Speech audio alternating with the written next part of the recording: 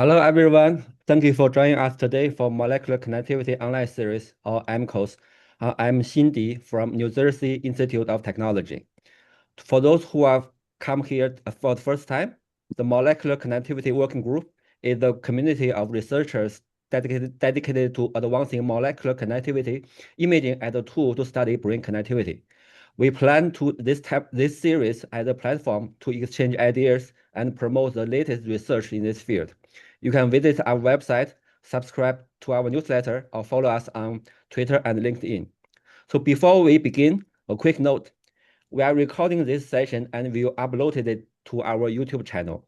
To protect our speakers' research, we kindly ask that no private recordings to be made, and the context is not uploaded to any third-party website.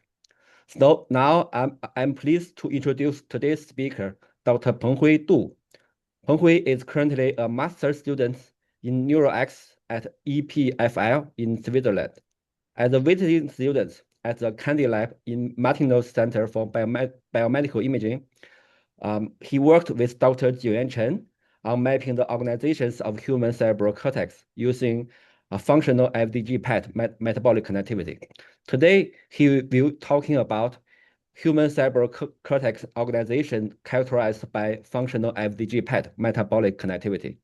And after the talk, Dr. Deborah Peretti will moderate the discussion session. She holds a PhD in medical physics, specializing in nuclear medicine. She is currently a research and teaching fellow at the University of Geneva, Switzerland. Thank you again for joining us, and please join me to welcome Dr. Du.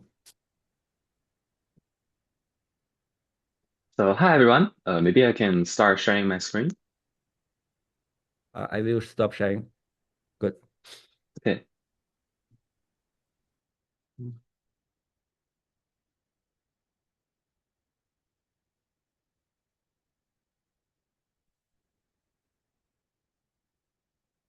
Can you see my screen right now?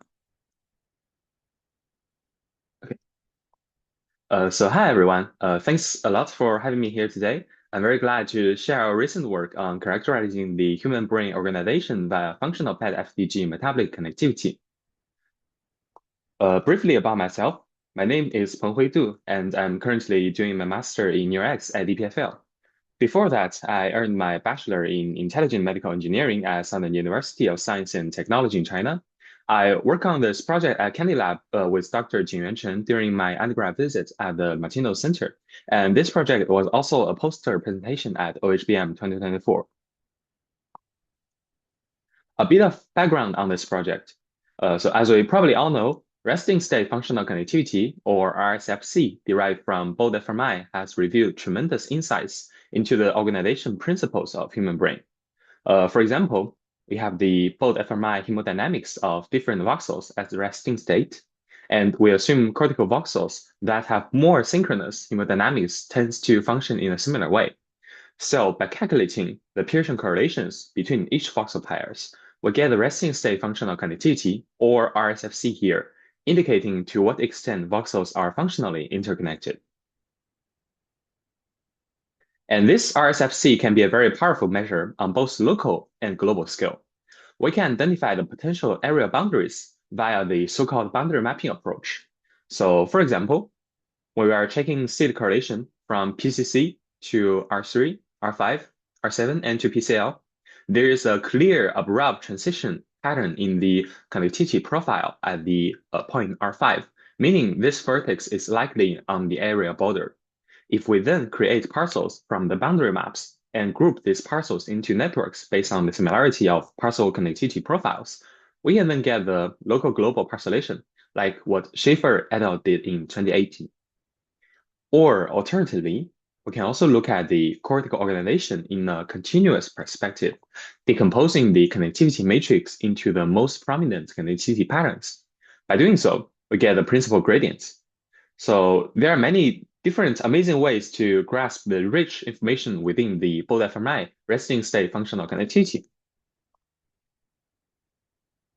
Although it's very useful, Baud fMRI has also got its limitations. It is an indirect hemodynamic proxy for neural activities and can sometimes dissociate from the glucose metabolism. and also be sensitive to the changes in systemic physiology. The bold fMRI reveals one particular aspect of the human brain organization. So now we are going to talk about another amazing technique, positron emission tomography, or PET, using FDG. Probably everyone's already familiar with. Actually, many of the early discoveries in the brain network organization were made using PET-FDG. And glucose metabolism was considered a more direct proxy to neural activities and suffered less from the systemic physiology. However, due to its limited temporal resolution, PET has traditionally been analyzed using static images acquired in each session and cannot really provide the within individual connectivity measurements in the same way as bold fMRI. But in recent years, there has been exciting advances in PET technologies. As illustrated here, we're now able to trace faster and faster glucose metabolism, for example, in visual tasks, using the functional PET-FDG. And we can even estimate the so-called resting state metabolic connectivity, or RSMC, within each individual, which opens an intriguing new path for investigating the brain function and metabolism. While exciting, the previous work has not yet fully characterized the detailed topography of the resting state metabolic connectivity across different spatial scales. So in this study, we're curious about, can we derive detailed local and global cortical organization with the RSMC, specifically the boundary mapping, the local global parcellation, and also the principal gradients? And if so, how it's going to compare to the results derived from the bold fMRI? In addition, given that the advances in FPET instrumentation and acquisition has really pushed the temporal limit to almost second scale, we also wonder how slow versus fast FPET-FDG signals is going to contribute to the resting state metabolic connectivity we see. So now let's look at the methods we're using. For dataset, we have the public available Monash RS PET-MR dataset. We analyzed data from 24 healthy subjects. Each subject went through a 95 minutes constant infusion of PET scan, with the last 60 minutes being concurrent PET fMRI. The repetition time of fMRI was 2.45 seconds, and FPET data was reconstructed to 16 seconds per frame. For spatial resolution, fMRI was reconstructed to 3 millimeter isotropic, while FPET has been reconstructed to 2.09 millimeter isotropic. The bold fMRI, T1-weighted structural MRI, and the functional PET went through a standard preprocessing pipelines. Just to note, for FPET data, we excluded the first 30 minutes to better approximate a steady state of the FDG tracer kinetics. Now, we have the preprocessed bold fMRI and FPET-FDG data. And as mentioned before, we will estimate the RSFC and RSMC and look at the boundary maps, network parcellations, and the principal gradients of both RSFC and RSMC. We will also apply low or high pass filter to FPET-FDG data to understand the contribution of slow and fast dynamics. So we can now go part by part. Let's look at the local scale boundary mapping. So we estimated the local gradients from the connectivity, which indicates how fast connectivity profile changes if a vertex moves around its neighborhood. Ideally, by averaging these local gradients across all the subjects and perform edge detection, we can get the boundary maps indicating how frequently each vertex falls on the boundaries. However, we also noticed that driven by the volume to surface resampling and uneven spacing of vertices, even pure noise can create some kind of boundary map patterns. So we developed a pipeline to mitigate this effect by creating randomized data by reshuffling the temporal phase, and we regress the local gradients derived from the sham data out of the real gradients, so that we get the corrected local gradients and the corrected boundary maps. And with the corrected boundary maps, we can then create parcels using watershed algorithm and perform network detection to segregate the parcels into several networks given their connectivity similarity. And we can also extract the dominant connectivity patterns by decomposing the connectivity matrices into several axes using the diffusion mapping method. These axes, often referred to as principal gradients, reflect global scale continuous transitions in the functional or metabolic connectivity. For example, in fMRI, some classical gradients people will see are the unimodal sensory regions to the transmodal association regions gradient, like illustrated in here. Okay, now we go into the results. At the local scale, here shows the RSFC boundary maps derived from 120 subjects in Gordon 2016 study, with color indicating the edge density or likelihood of one vertex being on the boundaries. And here is what we get using RSFC from 24 subjects. One can see that, yes, many major boundaries are actually consistent, like in primary somatosensory cortex and the visual cortex, regions around PCC and precuneus, etc. But surprisingly, the RSMC boundary maps looks quite different from the RSFC boundary maps. Although there are also partial boundary overlaps within the region, such as around the primary visual cortex, but yeah, they are still prominently different. And also please note that the PET-FDG is currently quite low in signal-to-noise ratio, and this makes it more challenging to accurately map its boundaries, so keep that in mind. And for the local global scale parcellation, here we have the classical Schaefer 400 parcel 7 networks parcellation in 2018, derived from 1,489 subjects. Our Boda-Fermat analysis on 24 subjects with 403 parcels is able to reproduce the visual, default mode, frontal parietal, and the somatomotor networks, overall consistent with what people see with Schaefer's results. With FPET-FDG, again, surprisingly, we don't see the canonical RSFC networks. Instead, we see a clear frontal parietal network and temporal occipital network, or superior-inferior differentiation, which is consistent with what Jamada et al. Observed in 2020. Given that the FPET-FDG data are relatively noisy, we ask whether the network structure we observed could rise by chance. To test this, we perform a permutation analysis where we randomly shuffle the network assignments of each parcel 2,000 times.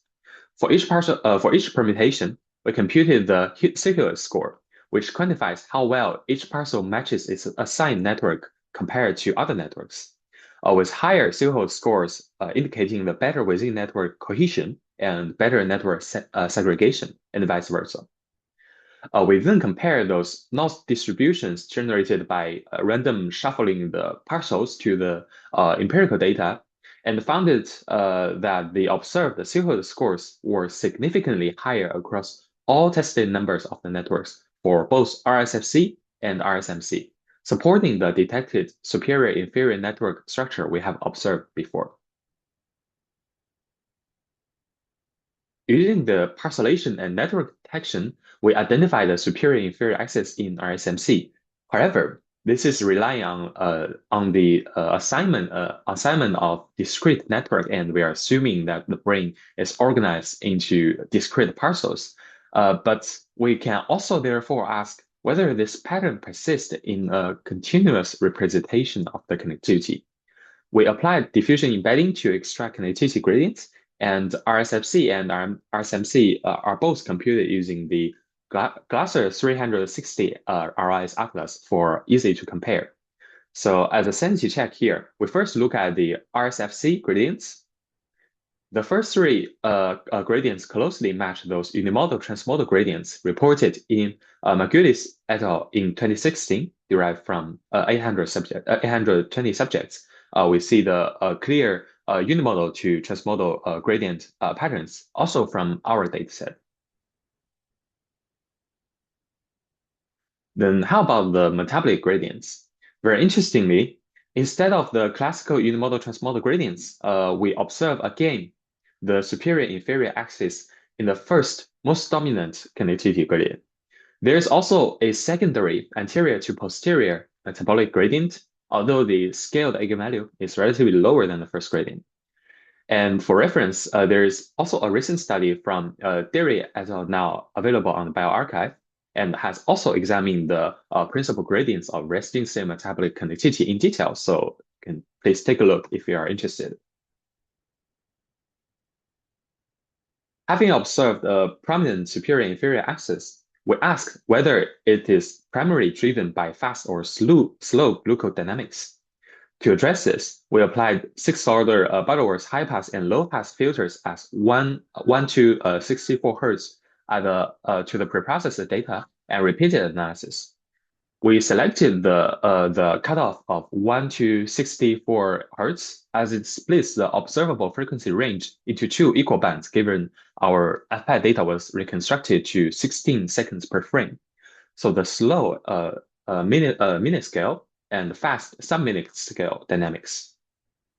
The resulting connectivity matrices here shows that the low-pass filter data better recapitulates the original RSMC pattern, suggesting that the observed axis is predominantly driven by the slower glucodynamic fluctuations. And the same applies for the RSMC networks we have observed.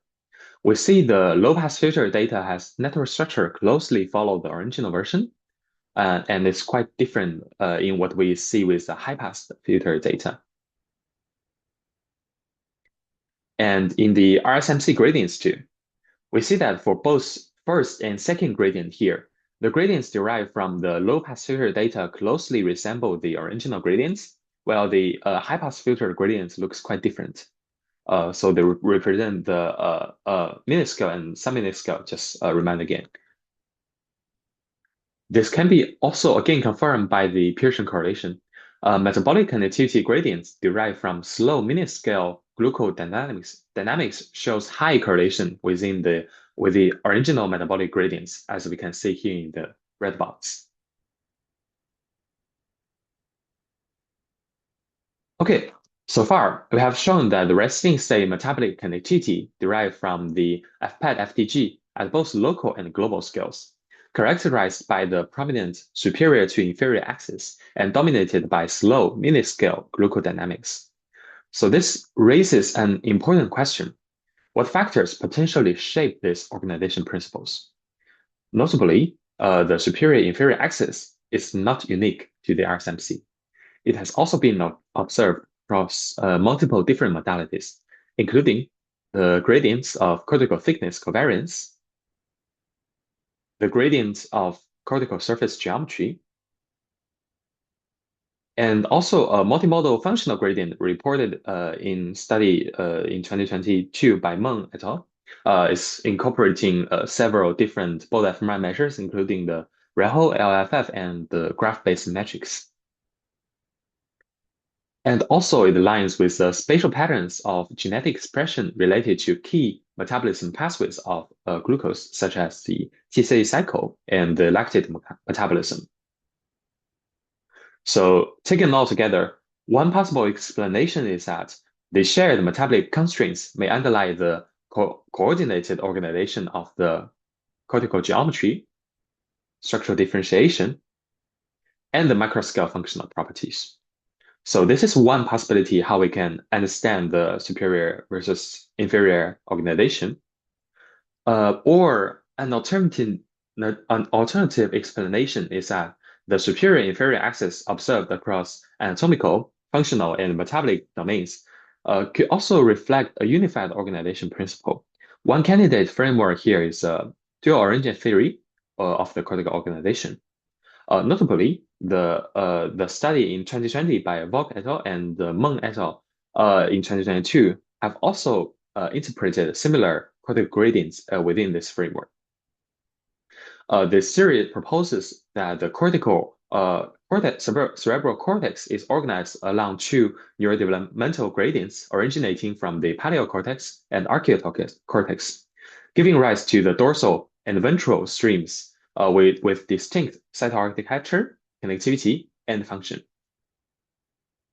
Importantly, This framework can also be approximated geometrically as a geodesic distance to these two critical anchors. In our data, the principal gradients shows a strong correspondence with the distant maps from the paleocortex, suggesting that the observed superior to inferior axis may be potentially explained by the dual origin theory. So to sum up, at local scale, the boundary mapping reveals that resting state metabolic connectivity shows a distinct local organization compared to RSFC. And we only identified modest overlap between the partial boundaries derived from FPET and fMRI signals.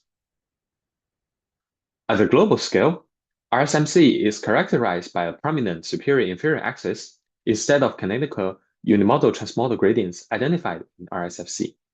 We further show that this organization is largely driven by slow minute-scale glucodynamic fluctuations, which dominates both the network architecture and the principal gradients. Interestingly, similar superior-inferior patterns are observed across multiple anatomical, functional, and metabolic measures, suggesting a shared organization principle, potentially link the dual origin theory. And overall, these findings reflect our current understanding of the RSMC, which will very likely continue to evolve as the imaging techniques improve and larger dataset becomes available. Finally, we may want to acknowledge some limitations of the study. So first, the FPET-FDG measures in the current study have relatively low signal-to-noise ratio. So further investigations might benefit from revisiting those RSMC patterns using data acquired from emerging high-sensitivity PET systems. Also, while here we show that the principal network gradients and also the principal network patterns and the gradients of the metabolic connectivity are dominated by very slow minute-scale FPET-FDG signals. Faster FPET-FDG signals still impact the resulting MC patterns. And a few recent studies have specifically focused on those fast-scale metabolic connectivity. Although not shown here, we also noticed in our results that the faster FPET signals contribute strongly to the local connectivity boundary mapping, although the mechanism underlying the fast FPET dynamics remains not as clear. So I think that's the end of my presentation, and I would like to thank everyone for listening, and also thanks for everyone supporting this nice work. Yeah, thank you.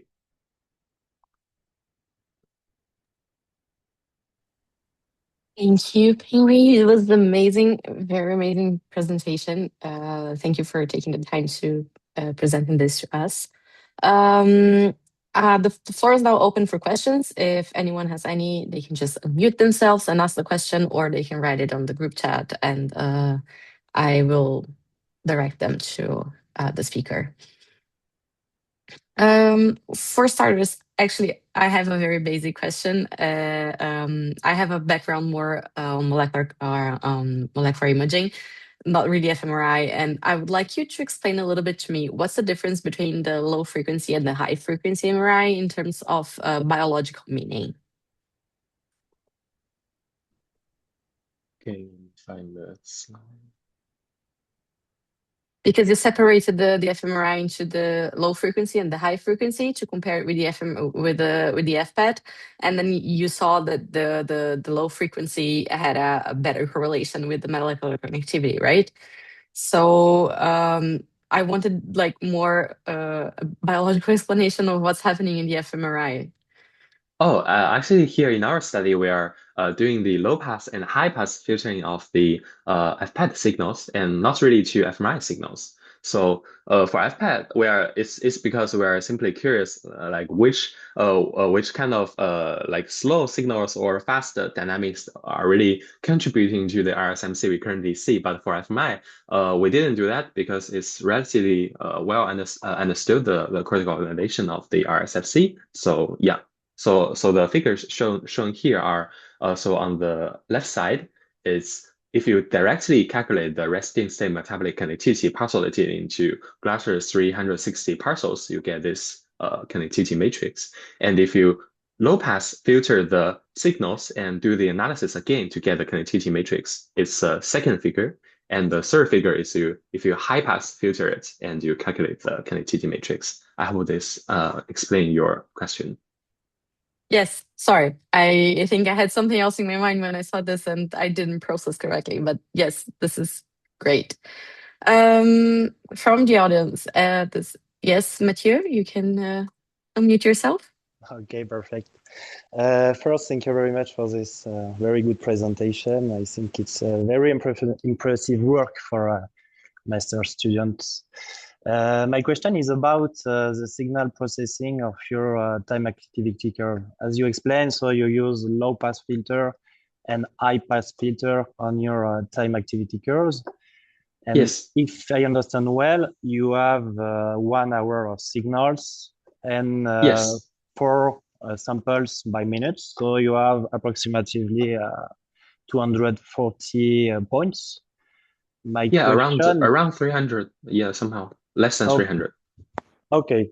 My question is why did you decide to use a sixth order filter for this kind of signal? Because with high order filter like this one, you can have some distortion on your signals, stuff like this. Did you verify visually that after filtering your signal, you don't have this kind of distortion, especially at the beginning and the end of the signal?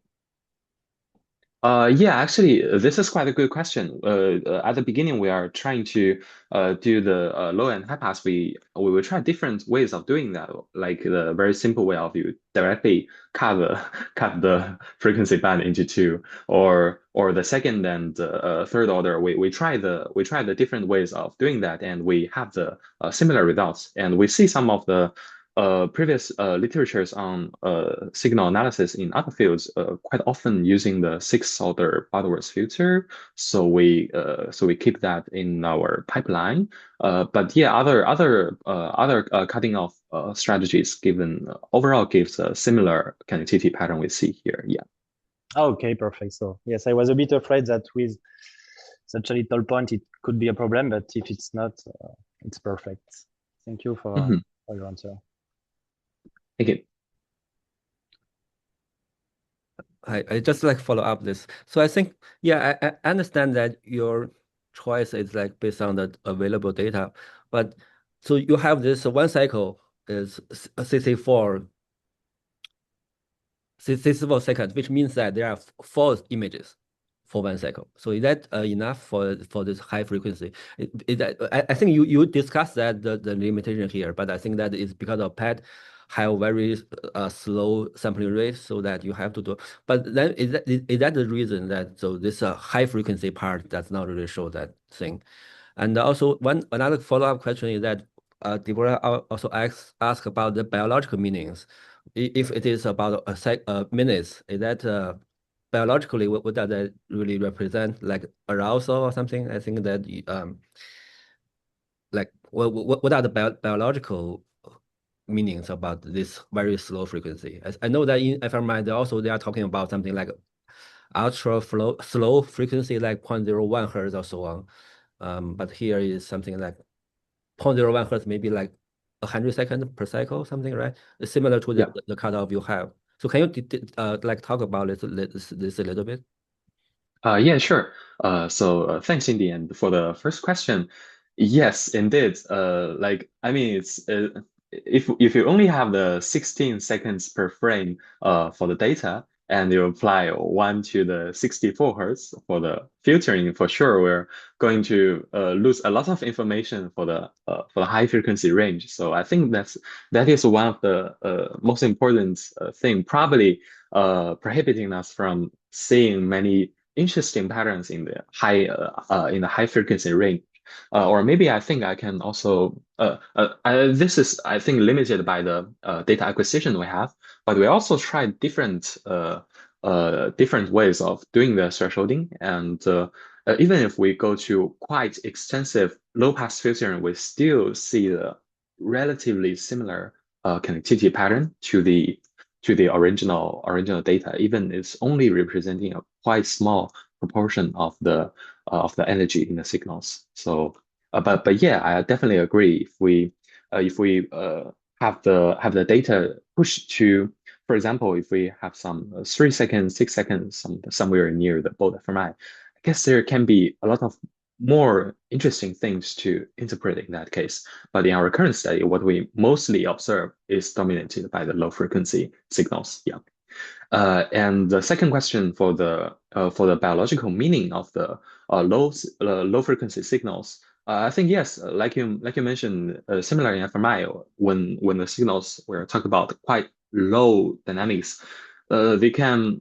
I think some possible explanations can be they can be linked to the arousal states, like the subjects stay in the scanner, they gradually get tired, they're almost falling asleep. I don't know, or maybe there are some states of their some mind state fluctuation. So this we cannot really fully explain yet. But I think there can be a lot of future studies if you use not only resting state but can also try with test states. Maybe people can again capture the similar slow dynamics we see here. I think this is totally possible. Yeah.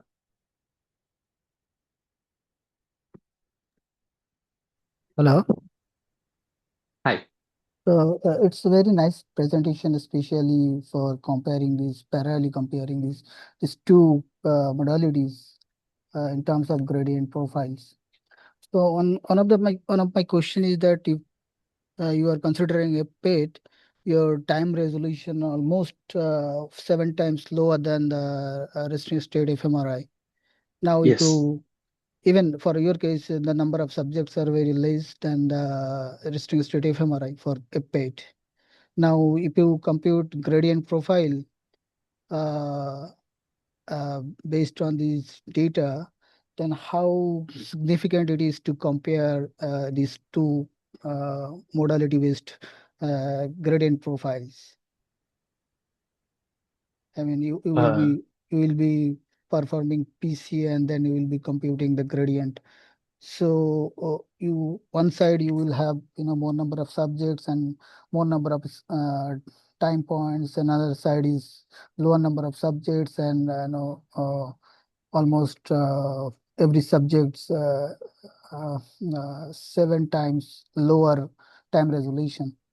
So how significant it is to compare the gradient profiles using these two modalities?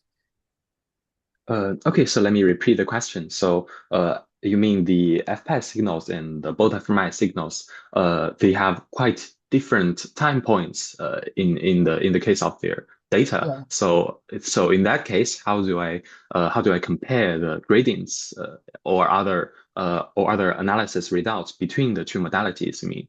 yeah. Yeah, I have to say it's quite challenging because they are inherently you're not having exactly the same data, and I think that's a challenge for all the studies trying to bridging different modalities together. And in our case, what we are doing is, so I think the good thing is about the data set, the data set from the Monash RS-PET MR data. The Mm. PET and MRI, fMRI, they are simultaneously acquired. So at least they are within the same subject and also within the same scanning session period. So on this case, it's more or less their data should be reflecting the same thing, reflecting the same subject lying in the same scanner during the same period of time. I think that's a first thing make them a bit easier to compare. And also, when we are analyzing those data, we parcellated the so especially for the gradients. So for the gradients, we parcellated the FPET and the bold fMRI signals using the Glasser 360 atlas instead of their own parcellation. We derived the before in the local and the local global analysis so that they can be a bit more comparable to each other here. Yeah. Yeah, I think that's how we try to make them more comparable. And also we excluded the first 30 minutes of the data, so that you know that the FPET signals was acquired during the whole session is lasting 95 minutes, and the fMRI was only acquired during the last 60 minutes. So we cut the first 30 minutes of the FPET signal. On one side, we try to approximate a better steady state of the tracer kinetics. On the other side, they are also temporally more aligned, so they are more comparable in our case. Yeah, I hope this answers your question. Yeah, thank you. Thank you.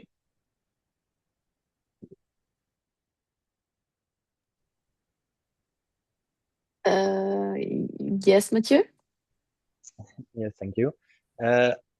Just a question. Did you try to use passband filter in spite of low pass or high pass filter to see if in particular bands of frequency you can find some major contribution to this kind of network or not? Like we can do, for example, in EEG, you know, alpha band. Yeah. Like EEG separates into alpha, beta, gamma, different Exactly. rhythm. Yeah. But the tricky thing here is again the temporal resolution, because for the human brain it has some intrinsical neural rhythm, like the alpha, beta, gamma, high theta rhythm. But for our not to say FPET, just for both fMRI, it's already quite slower than almost any of those bands. So I think that's a tricky thing. But still, I think it can be very interesting to maybe try to check the different bands, how they are contributing to the patterns we see. But yeah, we haven't tried in our study, but it can be definitely very interesting to do, especially if we have better temporal resolution for FPET, even better than 16 seconds per frame. Yeah. But again, given the current limitation, what we have done with the extensive high pass and low pass, I think can also partly answer the question, because even if we go to the very extensive low pass, we still see the connectivity patterns in the original metabolic connectivity becoming even more prominent here. Yeah. So I guess what we currently see in the metabolic connectivity matrix can be associated with quite slow dynamics. But yeah, it can also be that if we pick specific bands of the signal, there can still be different information represented on each band. I totally agree. And that's what future studies can try to work on. Yeah.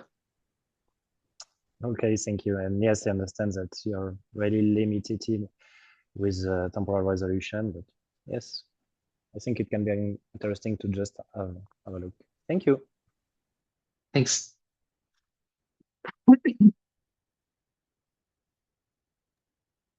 Yes, you can unmute yourself and ask your question. Oh, I actually don't have a question because I feel Penghui has addressed all the questions pretty well. But I kind of just want to clarify two previous questions, one from Xing and also about like interpretations about the slow trend of this metabolic connectivity. Penghui has answered pretty well where we're thinking about could be brain state changes because it's across 60 minutes. There could be a bit arousal and attention when people are doing the scans on off. But there's also one hypothesis where we are wondering about these low frequency changes, or just because PET-FDG measures are intrinsically super slow. So, and it will take quite a while for the tracer to reach steady state, and it can be used as a measure of glucose consumption.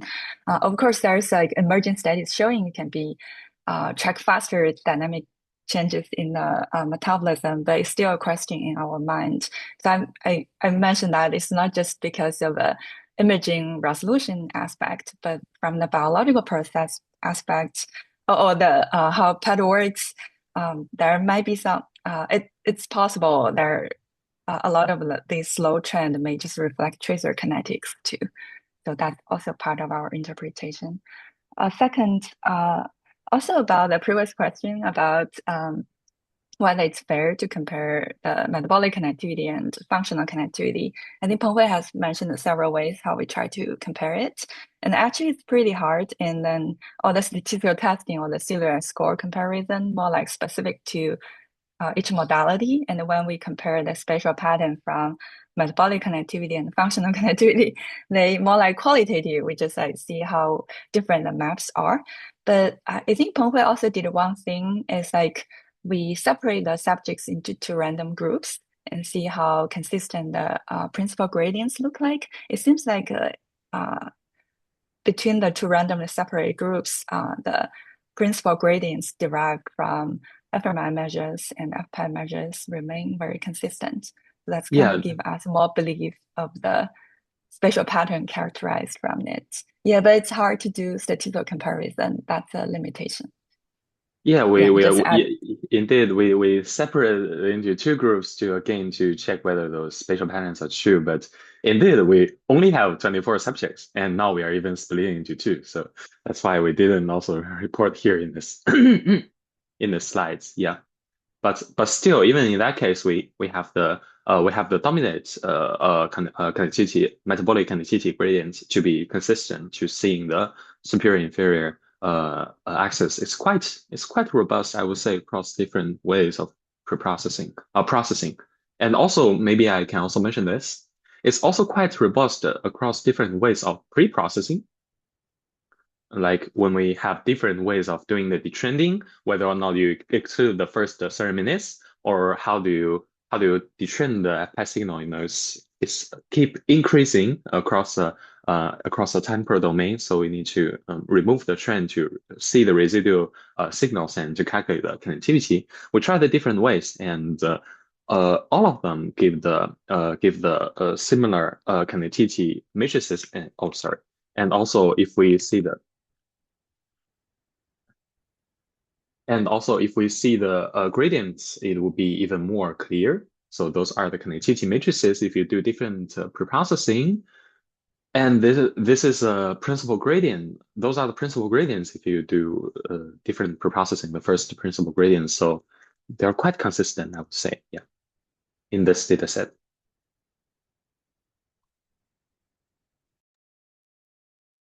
Okay, great. We have a question on the chat. It says from Claudia, as the FDG-based fluctuations are slow, minute scale, do you consider to compare the analysis of 16-second frames to 1 minute per frame, for example, where you would have better sensitivity to detect such fluctuations? Sorry, could you repeat the question? I think I lost a little bit. As the FDG-based fluctuations are slow in the minute scale, did you consider to compare the analysis of the 16-second to the 1 minute per frame, for example, where you would have a better sensitivity to detect such fluctuations? I see. So it's like we can somehow downsample on the temporal scale to see the fluctuations. I think I want just to rephrase it. I think this is just like a trade-off between if you have a longer time and then you have better signal to noise ratio, but you have poor temporal resolution. So have you tried that? For example, if you have 1 minute per frame, maybe you have better signal, even though you lose a little bit temporal sensitivity. So have you tried a different temporal scales and whether you have a better trade-off? Yeah, indeed. If for that case, no, we haven't tried in our study. What we tried is simply to do the frequency band cutoff, and it is for sure losing some of the signals. But yes, it could be better if we can, for example, reconstruct the signals itself to the 1 minute per frame. So we are making the signals to be a bit more robust comparing to if we doing this to 16 seconds per frame. I definitely agree on that. Yeah. But in our study, we currently just do the frequency band cutoff. Yes. Okay, great. Does anyone else have another question? Yeah, I have another question. I think this is very interesting. You continuously show this superior inferior gradients of this. So I have done, for example, cross subjects kind of PET data, like from Athinoula. So I did ICA, and I see this kind of thing that from front to the back, and then I remember that there are also other studies to show gradients that from cross individual measures. Yeah. And also other measures. But I think then you explain this as, I think this is very interesting and very replicable results. But you want to explain this as like development, so something like very, very slow kind of a process that caused this. But what you are measuring here is within subject fluctuation that changes to this, right? How this, Yeah. it is driven by this kind of the development of very, very slow kind of factors, but how does this can be reflected in your within subject variations here? You mean how the developmental aspects You they are? explain this in terms of Yes. this yeah. Yes, I think in that case we can go back to the dual origin theory itself. So basically there are two starting points for dorsal and ventral division. So one side they emerge from the archaeal cortex, and the other side they emerge from the paleo cortex. So from the original point, they're quite evolutionarily old, and the layerification is not as complex. And while they go towards somehow the midline, at the same time, the layerification becomes more and more complicated, and also the set architecture and all the stuffs. But also one thing to notice, quite interesting, is that the dorsal division and ventral division, I think it's also radiography study on animal. They preferably physically connect to other neurons within the same division. So ventral division prefers to connect within the ventral division. Dorsal prefers dorsal. Or I think it could also be because they have different origins, so their genetic expression can be systematic different in like we mentioned, the metabolic pathways. I think that could be why we see the superior inferior differentiation. But yes, again, this is only a post hoc explanation, so it's only one way we look at it. But I wouldn't say it's this developmental process is slow. It's expanding a few years, but when we are really scanning, it's just somehow a fact to the subject itself, himself or herself. So yeah. And yeah, I think that's my explanation to this. Thank you. And also I think you mentioned there's a recent analysis on the metabolic gradient from Shannon's group.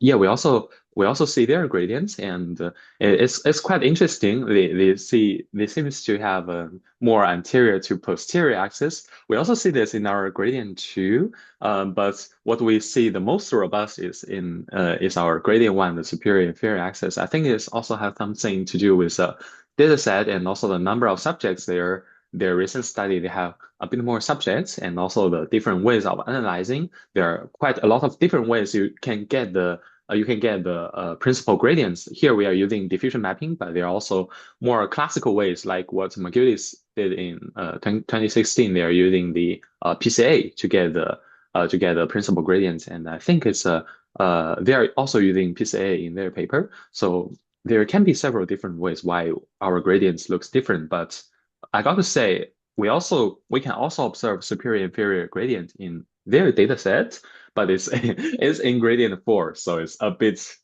on the back. And what they say is more like anterior to posterior. But yeah, please definitely check their paper if you're interested. It's quite interesting to us too. Yeah. Yeah. I think there's another paper like based on cross individual correlation. Yes, I know. I was from the On University the of metabolic Padua. covariance, you mean? I think it's your study. metabolic covariance. The gradient is from Universal Padua. Okay. Right, but I think that I continually see a lot of different, even like gray matter volume of critical thickness or so on. They will have that kind of a differentiation. Just like how to interpret it. I think this is very interesting observation. Yeah, but still, this is a post hoc explanation, so it can be right, it can be wrong, and we have to wait for more and more data to understand how it really looks like. Yeah. Okay. Thank you. Okay.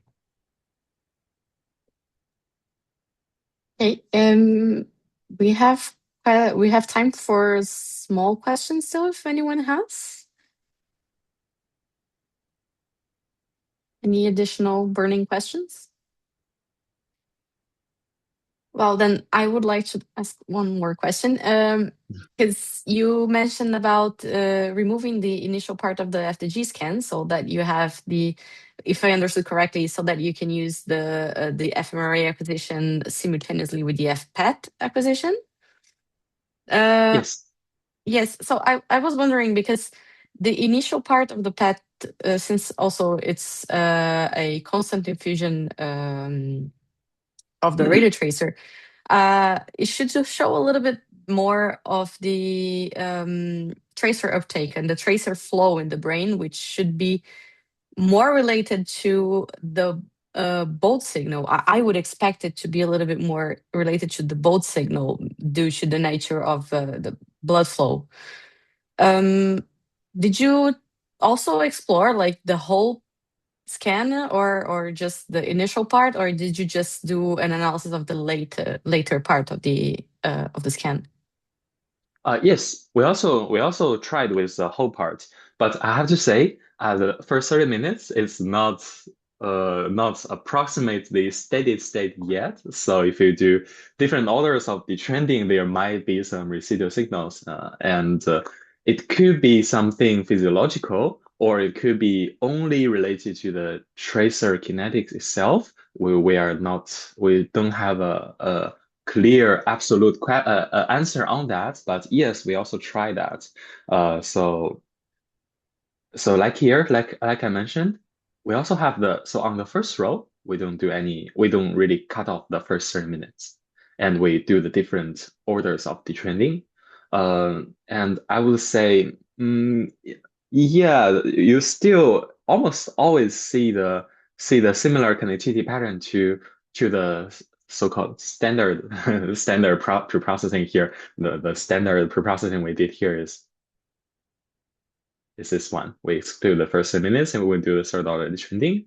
It's more or less still similar, but their patterns varies, and I think it's not trivial to really interpret why they are different here. But still, again, we come back to the gradients. We also look at the gradients of the different preprocessing strategies.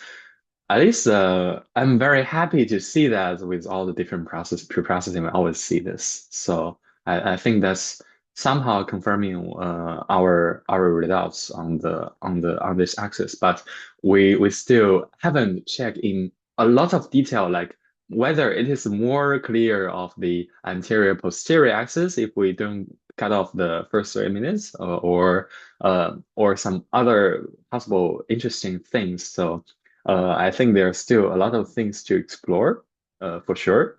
And it would be much better if you have much more data. The more the better, I think. Yeah. So, but here that's what we do for this work. Yeah. Okay, great. Thank you. Well, I think it's time for us. We would like to thank you very much for having this great discussion with us. And Xing, do you have any additional comments No. or announcements? No. Thank you very much for coming. Thank you. And then you look at the chat. So we have a next talk scheduled for April. So if you can register now. Thank you very much. Thank you very much for coming, and see you next month. Thank you. Thank you for having me. Bye. Bye bye.